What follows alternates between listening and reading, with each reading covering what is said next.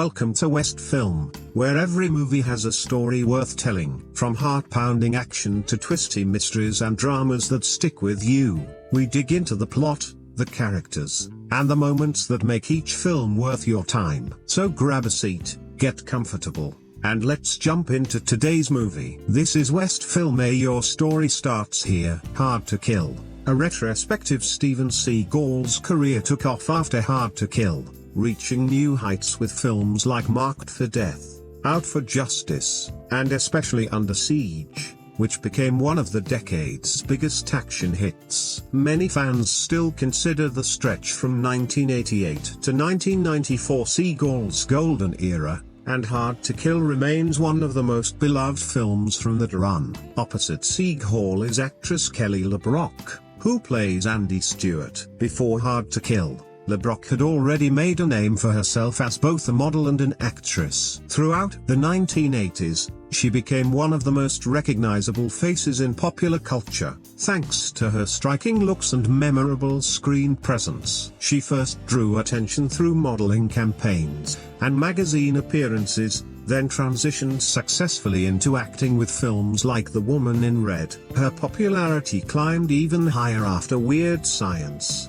in which she played a fantasy woman brought to life by two teenage boys using a computer. That role turned her into a genuine cultural icon of the decade. By the time Hard to Kill went into production, LeBrock was married to Seagal himself. That real-life relationship added an extra layer of public interest to the film. LeBrock's character, a nurse, helps Mason Storm recover from years spent in a coma and eventually becomes his romantic partner. She brings real warmth and compassion to the role, serving as an emotional anchor in a genre usually dominated by explosions and violence. Her performance helps humanize Mason Storm and gives audiences moments of tenderness within an otherwise brutal revenge story. Though LeBrock's acting career slowed after the early 1990s, her work in Hard to Kill remains one of her most widely recognized performances, a role that cemented her place in action movie history while showing she could carry real dramatic weight. William Sadler plays the film's main antagonist, Senator Vernon Trent. Sadler was already a well-respected character actor before this role,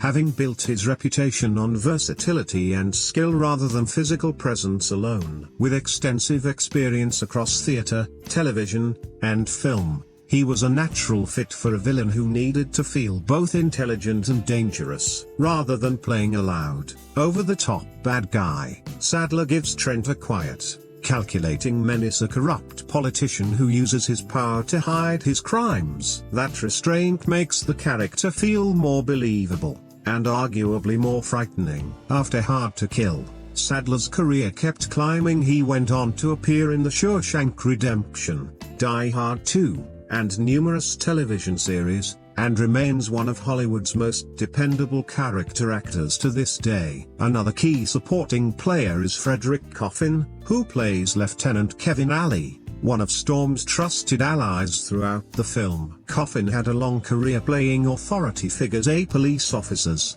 military personnel, government officials, and that experience lends real credibility to the law enforcement world surrounding Mason Storm's investigation. The character's eventual place in the larger conspiracy adds another layer of tension, and Coffin's understated performance helps build the film's atmosphere of mistrust and corruption. When Hard to Kill hit theaters in 1990, it entered one of the most competitive stretches in action movie history. The late 80s and early 90s belonged to larger-than-life heroes, explosive set pieces, and revenge stories, with audiences flocking to see stars mow down armies of villains while cracking one-liners. Within that crowded field, Hard to Kill still managed to stand out and become a defining film in Steven Seagal's career. It never reached the cultural dominance of the biggest blockbuster franchises, but its impact on action cinema, pop culture, and the shape of the modern action hero has been considerable. Launching a star, one of the film's most important contributions was cementing Steven Seagal as a bona fide action star. He'd already caught people's attention with Above the Law in 1988, but Hard to Kill is what turned him from a promising newcomer into one of Hollywood's most recognizable action heroes. The film was a commercial hit and helped solidify his singular screen persona. At the time, audiences knew action stars like Arnold Schwarzenegger and Sylvester Stallone. Schwarzenegger, the unstoppable machine of destruction; Stallone, the gritty underdog who absorbed enormous punishment. Seagal offered something different: calm, controlled, disciplined, someone who beat opponents with technique and tactical intelligence rather than muscle or spectacle. Hard to Kill reinforces that persona perfectly. Mason Storm isn't a superhero, he's a detective who survives catastrophic injuries, spends years in a coma, and has to rebuild his strength from nothing. That mix of vulnerability and power made him more relatable than a lot of action heroes of the era, and audiences loved watching him transform from helpless victim to unstoppable force. The film also helped fuel the growing Western interest in martial arts. Bruce Lee had introduced the genre to mainstream audiences in the 1970s, and stars like Chuck Norris and Jean-Claude Van Damme expanded on that in the 80s. Seagal brought something different again: Aikido, a martial art rarely seen in major Hollywood productions. Where most action films of the period leaned on punches, kicks, and dramatic aerial moves, Seagal's fights were built around throws, joint locks, and fluid redirection. For a lot of viewers, this was their first real exposure to Aikido, and martial arts schools across North America reported a jump in interest during the height of his popularity. A story that tapped into real anxieties. Hard to Kill also touched on political and social anxieties simmering in the U.S. at the time. Political corruption is central to the plot. Senator Vernon Trent abuses his position to hide criminal activity and manipulate government institutions for personal gain. That storyline landed with audiences because public trust in political institutions had already taken hits from a string of scandals and controversies over the preceding decades. The idea that powerful people might be corrupt behind a respectable public face felt entirely plausible,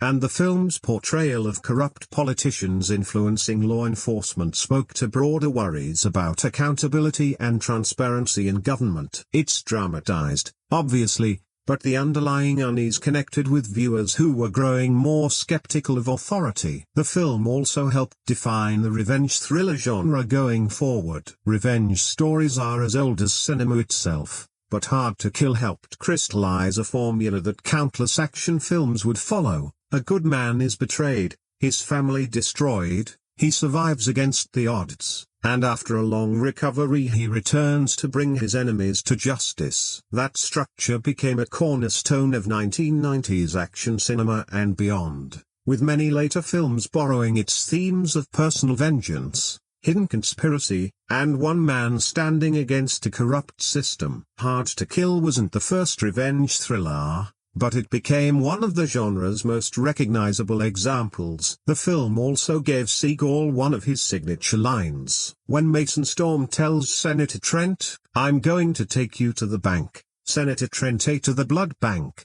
it captures the tone of the whole era of action cinema: humor, menace, and swagger rolled into one. Critics sometimes mock dialogue like this, but audiences ate it up, and the line remains one of the most quoted moments in Seagal's filmography decades later. As home video took off in the 1990s, Hard to Kill found a second life well beyond its theatrical run. Video rental stores became cultural hubs, and action movies were among the most rented titles around. The film built a substantial following through VHS, introducing Mason Storm to viewers who'd missed it in theaters and cementing its long-term popularity. For many who grew up in that decade, this is how they first discovered the movie, tying it forever to the golden age of video rental culture. The film's influence also shows up in how action heroes were imagined going forward. Mason Storm was skilled and dangerous, but also older, more experienced,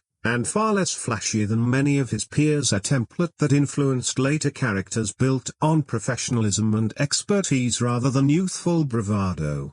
Behind the scenes, the making of Hard to Kill is nearly as interesting as the finished film. Released in 1990, It thrived while the action genre was dominating the box office and studios were hunting for new stars who could go toe-to-toe with Schwarzenegger, Stallone, and Bruce Willis. Seagal had already turned heads with Above the Law in 1988, but this film was the crucial next step in his rise. The production involved plenty of bold creative choices, demanding action sequences, a real-life marriage playing out on screen, and behind-the-scenes decisions that shaped the final cut. Warner Brothers developed the project after growing increasingly interested in Seagal following Above the Law's success. Studio executives had noticed that audiences responded to his unusual combination of martial arts skill and quiet confidence, a calm, controlled screen presence that set him apart from louder,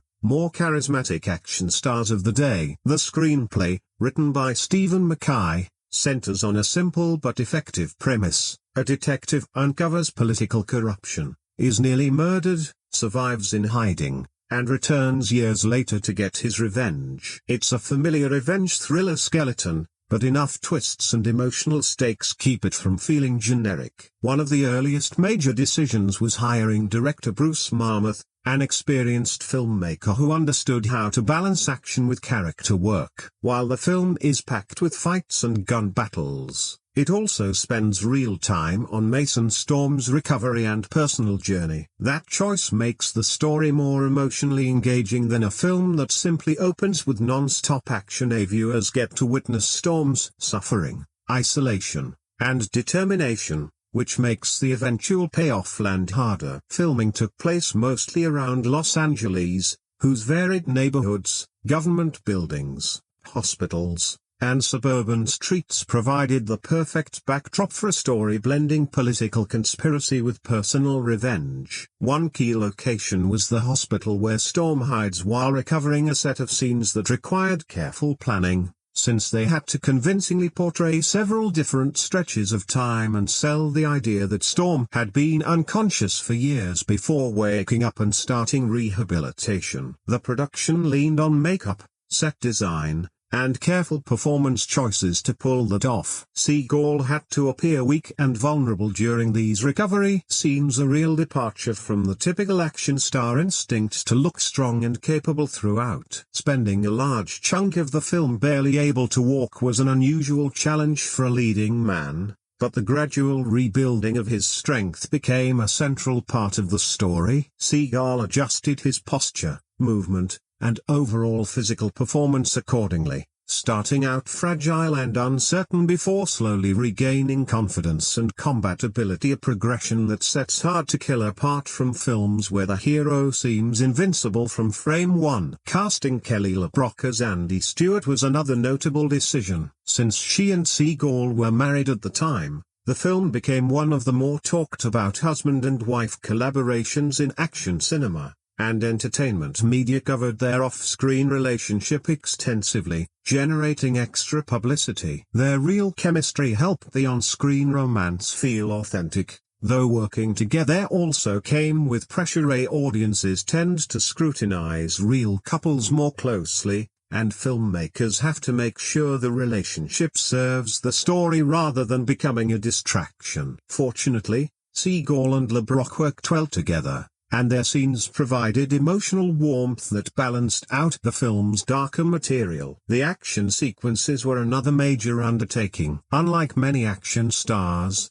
Seagal performed a significant amount of his own fight choreography, drawing on his Aikido background for a fighting style that looked nothing like typical Hollywood combat. Where most action films of the era leaned on punches, kicks, and big brawls, Seagal's choreography emphasized joint locks, throws, wrist manipulations, and quick takedowns, techniques that required careful camera work so audiences could actually follow what was happening. Stunt coordinators built many sequences directly around movements Seagal had spent decades mastering, and that emphasis on realistic technique became one of the film's defining traits, helping set him apart from the competition. Plot and structure. Hard to Kill tells a classic story of betrayal, survival, recovery, and revenge. It follows plenty of genre conventions, but its structure works because it gives audiences time to emotionally invest in the characters before delivering the action they came for. The story unfolds in clearly defined stages, each one building toward Mason Storm's journey. The film opens by establishing its central mystery right away. LA Police Detective Mason Storm is conducting surveillance on a meeting involving powerful political figures and secretly records evidence tying Senator Vernon Trent to criminal activity. The audience doesn't yet know the full scope of the conspiracy,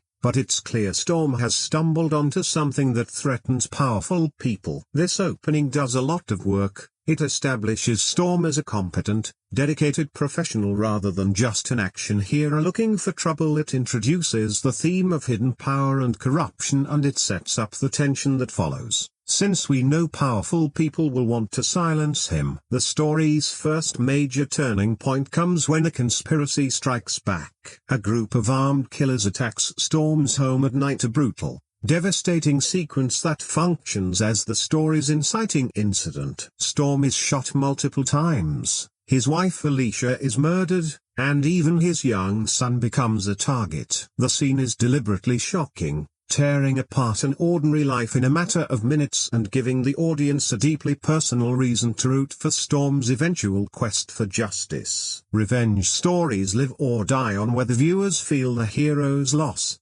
and the film spends enough time establishing Storm's family life beforehand to make sure the tragedy actually lands. From there, the story takes an unusual turn. Storm survives the attack but falls into a coma, and allies secretly move him to a secure hospital under a false identity to protect him from further attempts on his life. Then the film jumps forward. Years pass while Storm remains unconscious. This time jump does a lot of narrative heavy lifting. It lets the conspiracy deepen and Trent's power grow. It increases the emotional weight of Storm's loss. He doesn't just lose his family, he loses years of his own life. And it creates a real sense of isolation. When Storm finally wakes up, he enters a world that moved on without him. Everything familiar has changed. Rather than rushing straight into revenge, the story insists he rebuild himself first, which is what separates Hard to Kill from a lot of other revenge thrillers. The middle section focuses on that recovery. After waking up, Storm learns the truth. His wife is dead, his career is gone, and dangerous enemies still want him dead. The pacing slows down deliberately here, letting viewers sit with his physical and emotional struggle rather than rushing to the next fight. Andy Stewart, the nurse who has secretly cared for him throughout his years in hiding, becomes central during this stretch, providing emotional support, filling in important information for both Storm and the audience, and eventually becoming a romantic interest. More than that, she represents hope after total loss, giving Storm a reason to keep going. These recovery scenes reinforce one of the film's central themes, resilience. Storm isn't magically restored to full health. He has to train, exercise, and fight through pain to get his abilities back, and every session in these scenes functions as preparation for the confrontation the audience knows is coming. The next turning point arrives when Storm decides to stop hiding. With much of his strength back, he starts investigating the conspiracy again,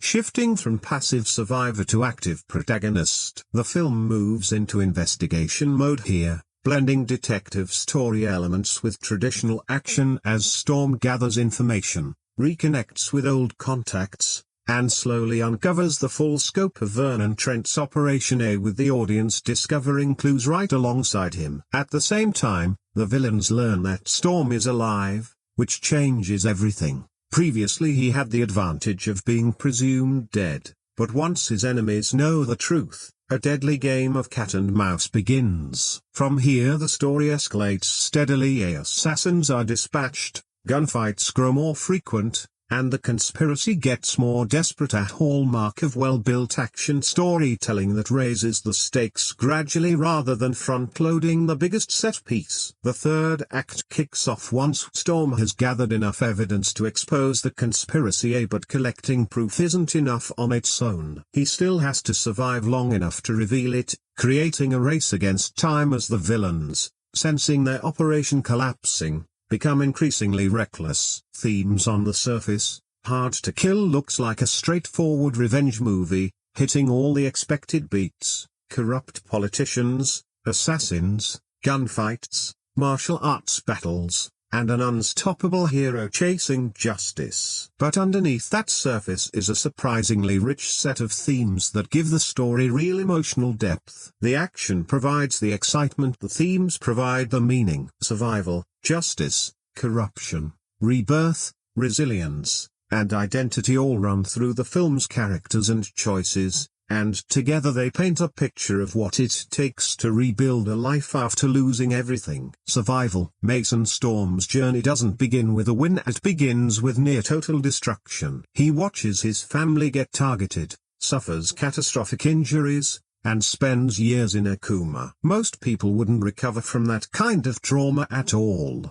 And the film treats survival as more than simply staying alive. For Storm, survival means finding a reason to keep going despite devastating loss. His body survives the attack, but his identity, career, and former life are effectively gone. The film keeps circling a central question: is survival just physical existence, or does it require emotional recovery and renewed purpose? Storm's transformation suggests the latter, that real survival means reclaiming the will to live and fight. His years unconscious feel like a kind of living death, and his awakening marks the true start of survival. Rebirth. Closely tied to survival is the idea of rebirth. Storm's enemies believe him dead. His old life has vanished, his identity hidden throughout his hospital years. When he wakes up, he enters a completely different world. Other people who knew him believe he's gone, his enemies no longer fear him,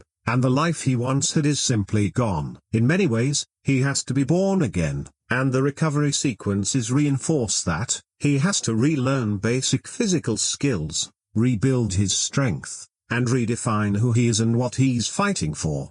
The Mason Storm who emerges from all this isn't the same man who went into the coma. He carries deeper scars, more wisdom, and a clearer sense of what actually matters. Resilience. The film repeatedly makes the case that people can endure extraordinary hardship if they simply refuse to give up. Storm's physical rehabilitation becomes a symbol of that idea. Every painful exercise and difficult movement is proof of his determination to overcome circumstances that would break most people. The film argues that strength isn't measured by how much power you hold, but by how much suffering you can endure without quitting. That's what separates Storm from a lot of traditional action heroes. His power comes not just from beating enemies, but from continuing to move forward after devastating loss. Justice versus revenge. At first, Storm's motivation looks like straightforward vengeance. His wife is dead, his life stolen, his enemies deserving of punishment. But the story gradually reveals that his mission is bigger than personal payback. Trent's corruption threatens far more people than just Storm, so his quest evolves into a search for justice rather than pure retaliation. He isn't just after emotional satisfaction, he wants the corruption exposed and the abuse of power stopped. That distinction matters. Revenge is about personal gratification, while justice is about restoring moral order, and the film ultimately argues that real justice takes courage, sacrifice, and accountability. Political corruption. Vernon Trent embodies the abuse of authority for personal gain. As a senator, he's supposed to serve the public, but instead uses his influence to hide crimes and eliminate threats. The film treats corruption as especially dangerous because it hides behind legitimacy. Ordinary criminals can be identified and prosecuted, but corrupt leaders are harder to challenge because they have power, resources, and public trust on their side. It's a story about the fear that the very institutions meant to protect society can become tools for exploitation in the wrong hands. And that anxiety about hidden agendas and abuse of power has resonated with audiences across generations. Identity. When Storm wakes from his coma, he's forced to confront a genuine crisis of self. His old life no longer exists, and the detective he used to be can't simply pick up where he left off. He has to rebuild his identity from the ground up, evolving from police officer to survivor, to seeker of justice. and eventually to a symbol of resistance against corruption. It's a reflection of a broader truth. People often define themselves through careers, relationships, and routines, and when those things vanish, they're forced to figure out who they really are underneath the labels. The film treats identity as something fluid, shaped by adversity and growth rather than fixed from the start. Love, though Hard to Kill, is remembered mainly for its action. The emotional relationships drive much of the story's motivation. A Storm's love for his family is what fuels his determination to survive in the first place. Cinematography and visual style. Part of what makes Hard to Kill memorable decades later is its distinctive visual style. Fans tend to remember the martial arts and the revenge plot first,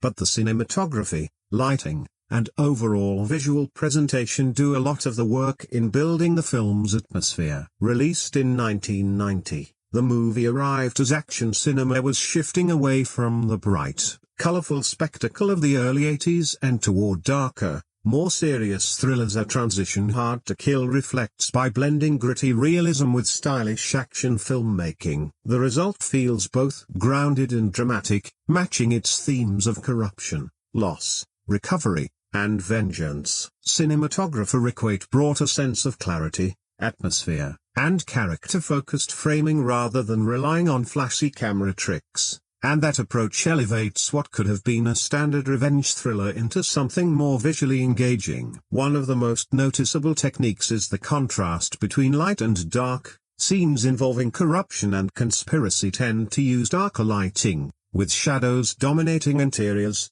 especially during meetings between Trent and his associates. That choice reinforces the film's themes. A corruption hides in dark places, and the darkness surrounding these characters mirrors the darkness of their actions. Scenes about recovery and healing, by contrast, tend to use brighter, softer lighting. Hospital scenes especially create a sense of safety and hope. This visual contrast helps audiences read the emotional stakes of a scene almost instinctively. The opening surveillance sequence is a great example of cinematography doing narrative work. How the camera positions viewers as observers, mirroring Storm's own vantage point as he watches suspicious activity unfold, creating suspense before the conspiracy is even fully revealed. The home invasion sequence is another strong example. Low lighting, tight spaces, and sudden violence create real fear and chaos, with the camera staying close to the action so viewers feel the attack rather than simply watching it as spectacle. That's an important choice, because the audience has to feel the devastation of that scene for Storm's later quest to carry real weight. The recovery sequences get their own distinct visual treatment. Early on, static camera setups and restrained movement reflect Storm's weakened, isolated state, often framing him alone or cut off from the wider world. As he regains strength, the camera grows more dynamic and the shots more energetic, a subtle progression that mirrors his physical and emotional rebuilding without calling attention to itself. The film's overall color palette leans muted and realistic. Blues, grays, blacks, and earth tones dominate rather than the vibrant, exaggerated colors typical of the genre. That restraint grounds the story in its themes of loss and corruption while also making the action sequences pop harder. By contrast, when explosions or violence do occur, camera placement is especially important during the fight scenes, since Seagal's Aikido-based style A-joint locks, throws, fluid redirection looks nothing like the high kicks and acrobatics common elsewhere in the genre. Rather than relying on rapid editing and tight close-ups the way many action films do,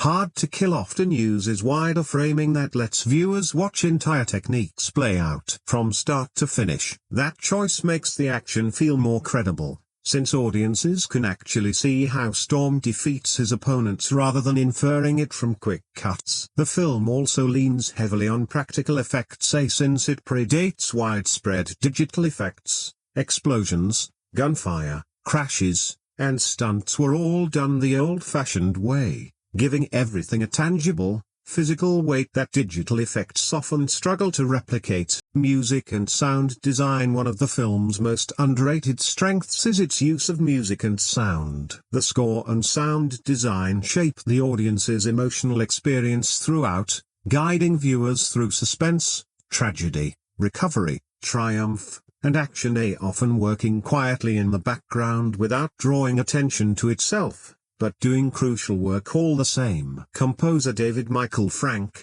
well known for his action film and television work throughout the 80s and 90s, had a real talent for supporting a story without overwhelming it, and his score for Hard to Kill reflects a careful understanding of how music can reinforce character and narrative rather than dominate a scene. That approach fits a film that's about more than just action. It's also a story about loss, survival, and transformation. The score establishes tension right from the opening surveillance scenes, using suspenseful textures and understated melodies rather than big orchestral statements, letting the mystery unfold naturally as the audience learns more about the danger Storm is in.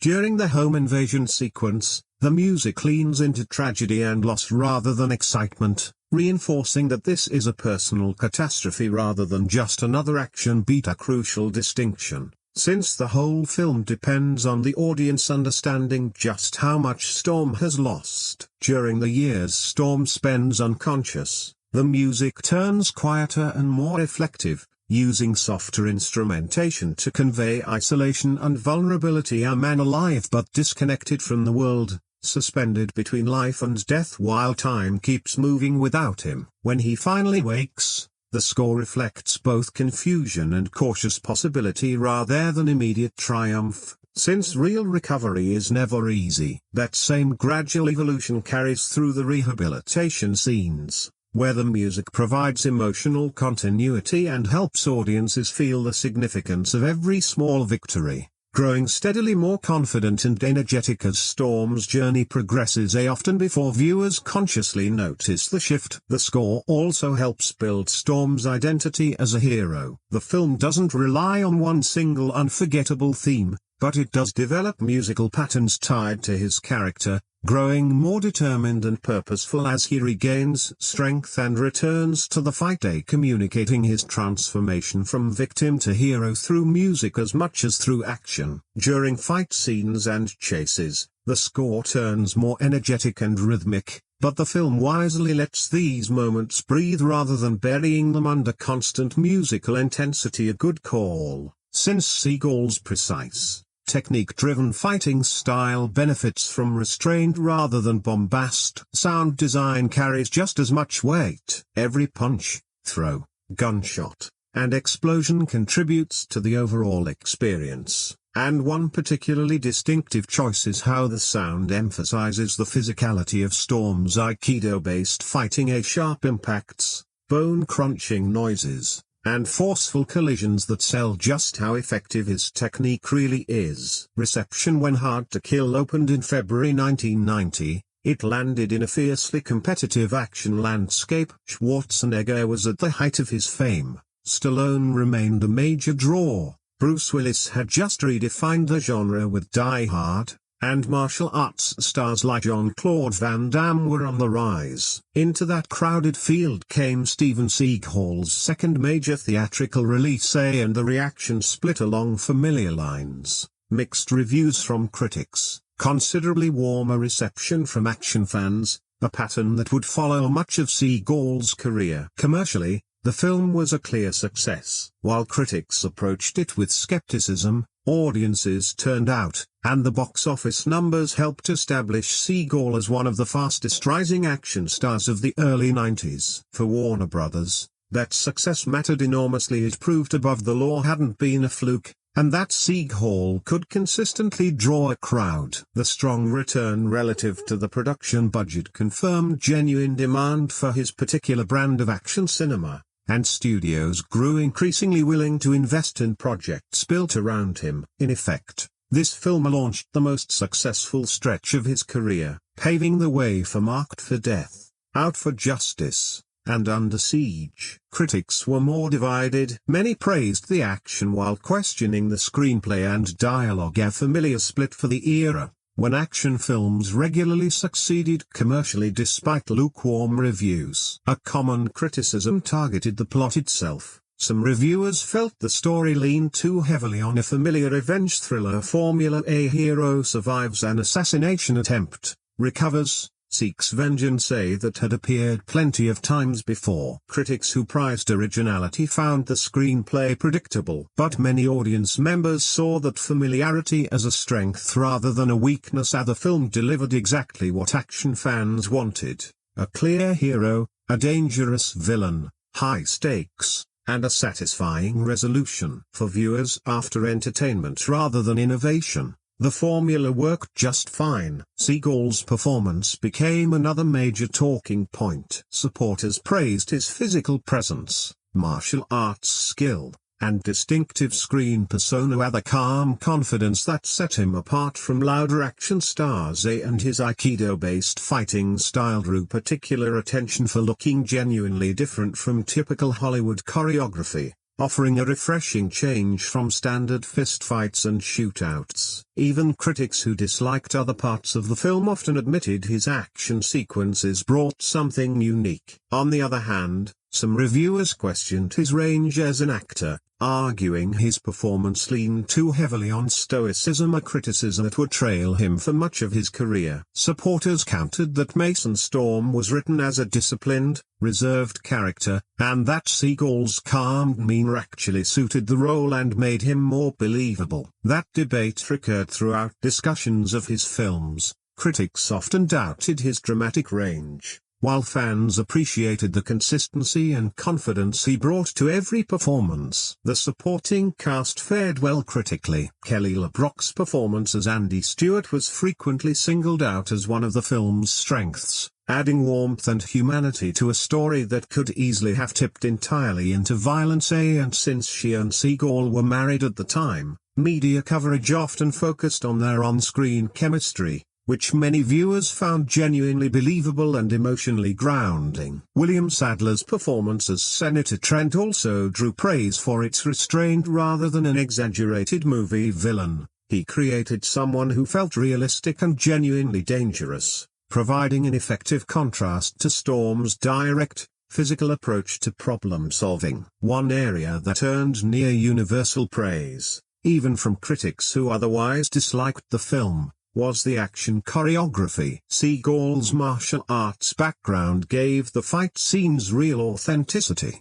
setting them apart from a lot of the competition, and the combat came across as efficient and practical rather than theatrical. Legacy. More than 3 decades after its release, Hard to Kill remains one of the most recognizable action films of the early 1990s. It wasn't the highest-grossing movie of its year and never picked up major awards attention, but its influence stretches well beyond its original theatrical run, shaping Seagal's career, contributing to the evolution of the action genre, influencing countless later revenge thrillers, and carving out a lasting place in popular culture. Its biggest legacy is probably launching Steven Seagal as a genuine Hollywood star. Before this film, he was still an emerging talent. Above the Law had introduced him and gotten people's attention, but his position in the industry wasn't yet secure. Hard to Kill changed that. Its box office performance proved he could carry a major studio production and that audiences were drawn not just to his martial arts skills but to his screen presence as a whole. That success opened the door to Marked for Death,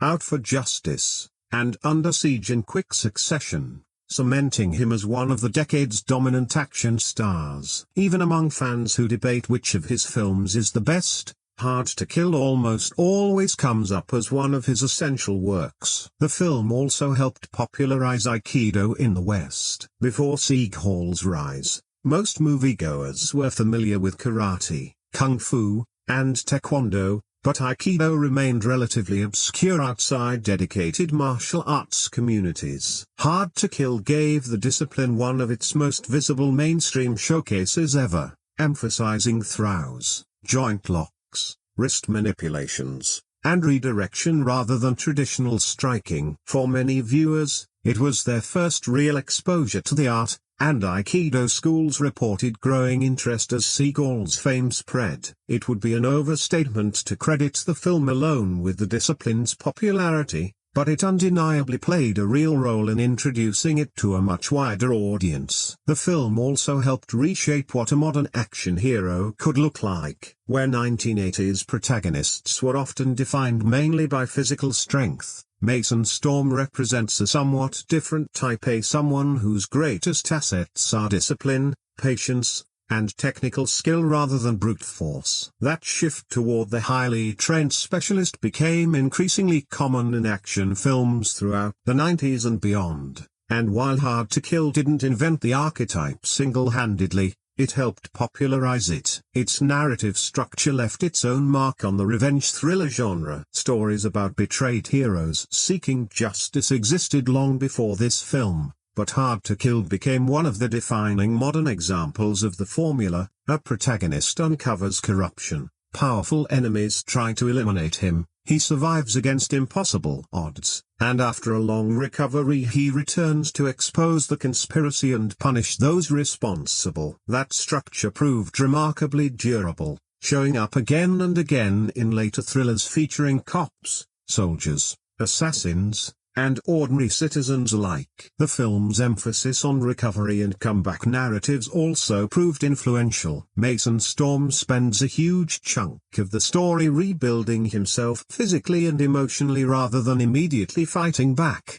and that patience, earning victory through perseverance rather than instant payoff, became a template plenty of later action films adopted. Finally, the film's legacy is deeply tied to the VHS era. During the 1990s, home video rentals shaped popular culture in a major way, and Hard to Kill became one of those movies that built a substantial, lasting following through video stores, introducing itself to viewers who'd missed the theatrical run and cultivating a nostalgic connection for a generation who first discovered it that way. How audiences connected with the film. One of the most striking things about Hard to Kill is how differently audiences experienced it over the years compared to critics. Where reviewers tended to focus on plot structure and dialogue, viewers connected with it on a much more personal, emotional level. The film arrived at a moment when audiences wanted heroes who could overcome real adversity, and Mason Storm's journey resonated across generations. For many, its themes of survival, perseverance, justice, and redemption made it feel like more than just an action thriller. It became, for a lot of people, a story about resilience in the face of life's hardest moments. When it came out in 1990, the world was in the middle of real social and political upheaval, the Cold War ending, political systems shifting, a lot of uncertainty about what came next. Action cinema itself was evolving too, with audiences increasingly drawn to heroes who faced genuine obstacles rather than appearing invincible from the start. Mason Storm fit that shift perfectly. He begins the story as a victim, losing his family, suffering devastating injuries, and spending years in a coma. Watching a man stripped of everything made him feel more human and more relatable, a reflection of the fact that real life often upends things without warning, whether through sudden career loss, broken relationships, illness, or unexpected tragedy. Storm's circumstances are far more dramatic than most people's, but the emotional truth underneath felt familiar to a lot of viewers, and many read the film as fundamentally a story about second chances. His awakening after years in a coma became a symbol of the chance to start over. He can't recover what's gone, but he can choose who he becomes next. That message hit especially hard for people navigating their own major life transitions. Resilience became one of the most commonly discussed themes among fans, who admired Storm not simply for his fighting skill but for his refusal to give up. Recovery scenes that some critics found slow were often the ones audiences connected with most,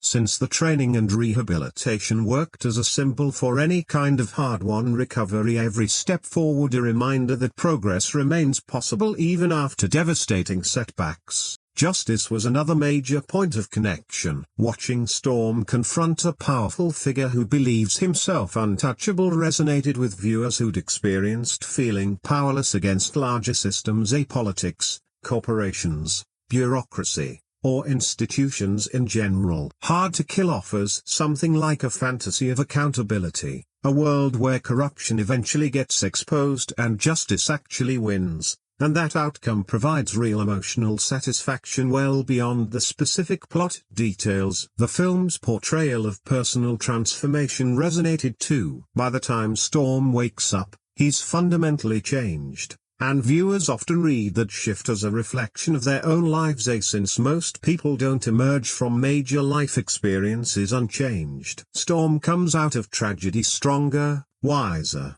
and more focused. A message that suggests suffering doesn't have to be meaningless and that hardship can become a source of strength rather than permanent defeat. Action fans found their own reasons to love the film. To add the practical stunts, physical choreography, memorable one-liners, and straightforward storytelling gave it a sense of authenticity a lot of viewers associate with a golden age of action cinema, grounded and tangible in a way that heavily CGI-reliant modern productions often aren't. And as the decades passed, nostalgia became its own factor. For many, the film is tied to specific memories, whether that's childhood afternoons watching action movies with family, or the era when video stores were genuine cultural gathering places and finding a new film felt like an event. Character development. Part of why Hard to Kill still resonates decades later is the strength of its character work. Though it's remembered mostly for its action, the emotional core lies in how its characters change and grow. Mason Storm begins as a confident detective, loses everything that once defined him, and ultimately emerges stronger and more determined, while the supporting characters shape his journey and the villain reveals the dangers of unchecked ambition. Storm's arc is naturally the most significant. At the outset, he has a stable, successful life, an experienced detective, a loving husband, a devoted father, confident in his abilities and comfortable in his role. That initial portrait matters because it establishes exactly what's about to be lost. He isn't searching for purpose because he already has it. Everything changes once he uncovers Trent's crimes. The assassination attempt that follows destroys his world entirely. His wife is murdered, his son becomes a target, his career effectively ends, and he spends years unconscious. Where a lot of action heroes remain largely static throughout their stories, Storm follows a very different path. The attack strips away everything familiar and forces him to confront a radically altered reality. When he finally wakes, he's no longer the confident detective from the opening. He's physically weak, emotionally traumatized, and psychologically disoriented, and the years he's lost simply can't be recovered. Crucially, his growth doesn't happen instantly. The film dedicates real time to his rehabilitation, the struggle to move, to process the truth about his family, to make sense of how much the world has changed, and that patience makes his eventual transformation feel earned rather than rushed. Rather than jumping straight back into action, Storm has to rebuild himself piece by piece, with every exercise representing determination, every improvement reflecting growth, and every setback testing his resilience. Through that process he develops qualities he didn't have before. Patience replaces impulsiveness, perspective replaces certainty, and wisdom grows out of suffering. By the time he resumes his investigation, he's a different man. What was once simply a job has become a calling, and his motivation shifts from career obligation to moral conviction. The climax completes that arc. When Storm finally confronts Trent, he's no longer driven purely by revenge but by a need for accountability and truth. The man at the story's end is stronger than the one we met at the beginning, not because he's more physically powerful, but because he's endured extraordinary hardship without losing his sense of purpose. Andy Stewart is the film's other major character. On the surface she might look like a standard romantic interest, but her role runs deeper. She's the bridge between Storm's old life and his new one of the few people who truly understands what he's been through. While Storm's arc is about rebuilding himself, Andy's role is about preserving his humanity. Without her, he could easily be consumed by anger and vengeance, but instead she offers compassion and hope, reminding him that life still holds possibilities beyond revenge. She shows real courage throughout, knowingly risking her own safety to help him because she believes in both him and the importance of exposing the conspiracy. She isn't a passive bystander, but an active contributor to his success. Her relationship with Storm evolves gradually, from caregiver and protector to confidant and emotional anchor, and through that arc the film suggests recovery takes more than just physical strength. A human connection matters just as much. Vernon Trent's arc runs in the opposite direction. Rather than growing, he becomes increasingly exposed as the story goes on. At first he seems respectable and successful, a picture of political leadership. But underneath lies greed, ruthlessness, and a willingness to eliminate anyone who threatens him. As the story progresses and his control slips, he grows more desperate and reckless, revealing that his authority depends entirely on maintaining control. Where Storm grows stronger through adversity, Trent grows weaker, a fitting contrast between the two men. Costume and set design. Though Hard to Kill is best remembered for its action and martial arts, its costume and set design do real work establishing the film's world, defining its characters, and reinforcing its themes. Good production design often operates invisibly. Audiences don't necessarily register every wardrobe or location choice consciously, but these details still shape how characters are perceived and how the story feels overall. Throughout the film, costumes, makeup, props, and environments help communicate power, vulnerability, corruption, and personal transformation, building a believable world that supports the story and deepens its emotional impact. Costume design plays a big role in establishing who Mason Storm is from the very first scenes. His wardrobe as a detective is practical, reflecting both professionalism and readiness for action, grounded in realism rather than the exaggerated look of a typical action hero. His clothes look like what an actual law enforcement officer might wear. That simplicity is deliberate. Storm's strength comes from skill and determination rather than appearance, and his early wardrobe suggests confidence, competence, and stability, contrasting sharply with what follows. After the assassination attempt, Storm undergoes one of the film's most dramatic physical transformations, and the makeup team had the difficult job of portraying severe injuries convincingly. He appears heavily bandaged and visibly broken, with bruises, scars, and medical equipment communicating the extent of his suffering. Details that matter enormously, since the recovery storyline only works if audiences believe he's genuinely been through something devastating. The hospital phase introduces an entirely new visual identity: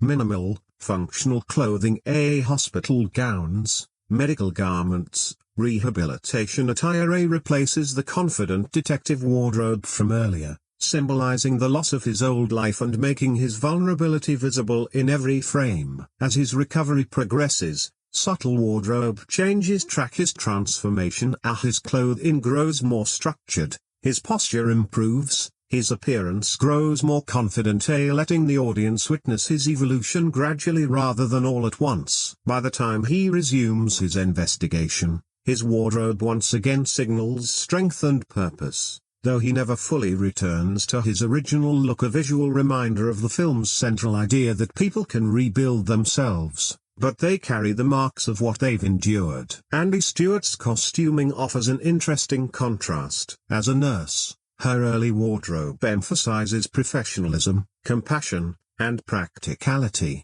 immediately establishing her credibility within the hospital setting. As her relationship with Storm deepens, her costumes shift subtly from clinical to more personal, tracking her evolution from professional caregiver to emotional companion. The changes are never overstated, but they help communicate a growing intimacy, and her overall look consistently projects warmth and stability that reinforces her narrative role as a symbol of healing. Senator Trent's costume design serves a completely different purpose. As the antagonist, he needs to project authority, success, and respectability, and his wardrobe polished business suits and formal attire communicates wealth, influence, and social status. Notably, Trent doesn't look like a stereotypical movie villain. There's no dark cloak or menacing uniform. He simply looks like a successful politician, which is exactly the point. The screenplay is the foundation everything else is built on,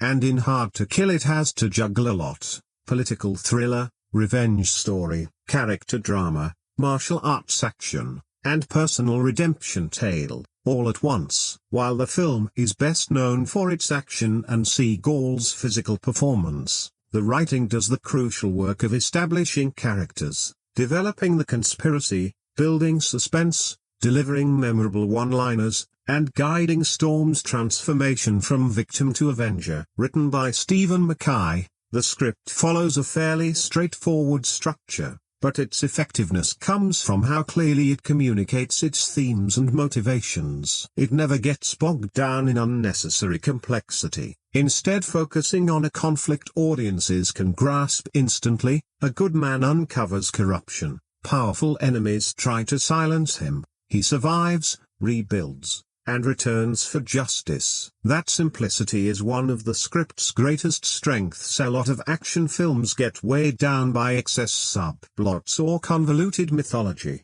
but Hard to Kill stays locked onto Storm's journey, keeping the audience emotionally invested throughout. One of the script's strongest qualities is how quickly it establishes stakes. Within the opening scenes, viewers learn Storm has stumbled onto dangerous information involving powerful political figures without spelling out every detail of the conspiracy right away. That restraint creates curiosity. The audience understands enough to know conflict is coming, and the script builds tension by gradually revealing more as the story unfolds. Storm's dialogue in these scenes reflects his professionalism, direct, focused, practical, the way an experienced detective actually talks rather than a typical action hero, establishing him as a competent investigator so that his later actions feel motivated by intelligence rather than mere aggression. Characterization through dialogue is one of the script's most effective tools. Storm speaks concisely and confidently,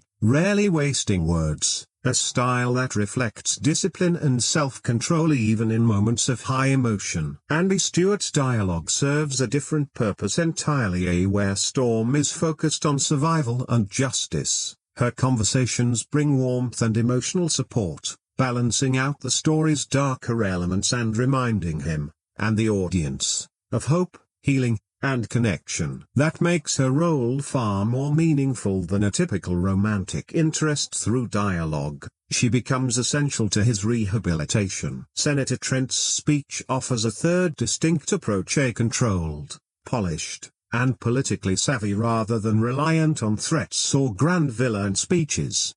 He talks like a genuinely successful public figure, which makes him more believable and, in a way, more dangerous. His real weapon is influence rather than physical force. The script wisely avoids turning him into a caricature, presenting him instead as someone who hides corruption behind respectability, which strengthens the conspiracy elements considerably. Marketing a film's success isn't determined solely by what happens on screen. Filmmakers and studios also have to convince people it's worth watching in the first place. Marketing shapes expectations and builds excitement long before opening night, and Hard to Kill's campaign mattered enormously because the film arrived at a critical moment in Seagal's career. Above the Law had introduced him to audiences, but this film needed to prove he could go head-to-head with the biggest names in Hollywood. The marketing leaned heavily on Seagal's distinctive image, the film's action-driven premise,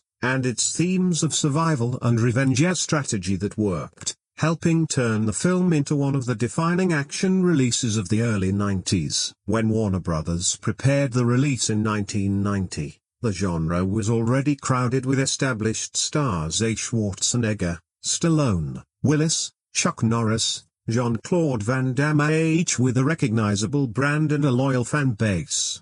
The challenge was convincing audiences to choose a Seagal film over one starring a more familiar name, and the answer was to lean into what made him different: His martial arts expertise, calm confidence, and unique fighting style, rather than positioning him as just another muscle-bound action star. The theatrical poster was one of the campaign's most important tools, especially at a time when posters served as many viewers' first introduction to a film across video stores, theater lobbies, and print ads. The poster put Seagal front and center, a deliberate move to start building an association between his face and action entertainment, presenting him as tough, serious, and determined imagery that communicated danger, conflict, and revenge even to viewers who knew nothing about the plot. The title itself became a real marketing asset, simple, memorable, and effective at signaling the film's core concept in just 3 words. Hard to Kill immediately implies resilience and survival,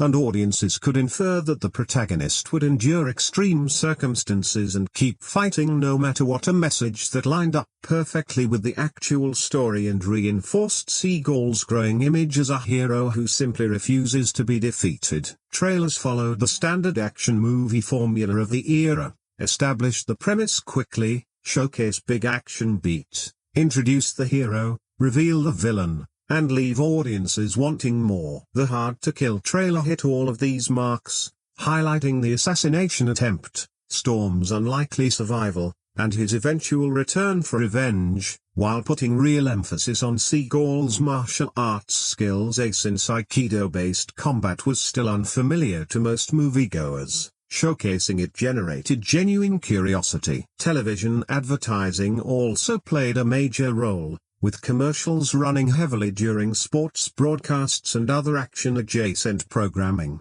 leaning into explosions, gunfights, and martial arts confrontations to convince viewers the film would deliver everything they expected from a major action release. And underlying all of it was Seagal himself. Warner Brothers invested heavily in promoting him as Hollywood's next major action star, representing something genuinely new within the genre. How it compares. One of the best ways to understand Hard to Kill is by placing it alongside other films of its era, other revenge thrillers, and other Seagal vehicles. Released in 1990 during a genuine golden age for action cinema, the film shares plenty of DNA with its contemporaries while carving out its own identity, which helps explain why it's remembered more fondly than a lot of comparable films from the same period. The most obvious comparison is Seagal's own debut, Above the Law, 1988. Both films cast him as a law enforcement officer uncovering a dangerous conspiracy, both showcase his martial arts skill, and both involve corruption operating behind the scenes while the protagonist risks everything to expose it. But the two differ in important ways. Above the Law plays mostly as a police thriller focused on criminal investigation and government misconduct, while Hard to Kill is far more personal. The attack on Storm's family turns it into an emotional revenge story with much greater emphasis on loss, recovery, and transformation. That emotional dimension is a big part of why many fans consider it the stronger film. Audiences experience Storm's suffering directly, which deepens their investment in the outcome. Marked for Death, released later in 1990, offers another useful comparison. Like Hard to Kill, it follows a protagonist pulled into a violent conflict and features Seagal's signature martial arts style and calm screen presence, but it leans more heavily into pure action, moving faster and spending less time on emotional struggle. Hard to Kill devotes far more attention to Storm's rehabilitation and psychological recovery, which gives it a more character-driven feel. Many viewers appreciate that balance, since it makes the fights feel like the culmination of a personal journey rather than pure spectacle. Out for Justice, 1991, offers a third point of comparison. Both films center on revenge and justice and follow a protagonist chasing down those responsible for terrible crimes, but Out for Justice is darker and more aggressive in tone, with a protagonist operating with fewer emotional restraints. Hard to Kill, while certainly violent, carries a stronger current of hope and redemption, with Andy Stewart's presence bringing compassion and healing into the story and emotional warmth that sets it apart from some of Seagal's other work. The comparison fans find most interesting is probably Under Siege, 1992. Widely considered Seagal's most successful film. It benefited from a bigger budget, stronger critical reception, and a more ambitious scale, placing Seagal's character aboard a battleship during a terrorist takeover, a high-concept premise with broad appeal. Next to that, Hard to Kill feels smaller and more intimate, centered on personal loss rather than national security. The scale may be smaller, but plenty of fans argue the emotional stakes actually run higher. A Storm's struggle is deeply personal, and audiences understand exactly what's been lost and why the mission matters so much. Under Siege might be the bigger film, but Hard to Kill is often considered the more emotionally engaging one. Beyond Seagal's own filmography, Hard to Kill invites comparison to the broader wave of revenge thrillers that defined action cinema in the 1980s and early 90s, other Death Wish films being one obvious example, since both series follow protagonists seeking justice after devastating personal tragedy.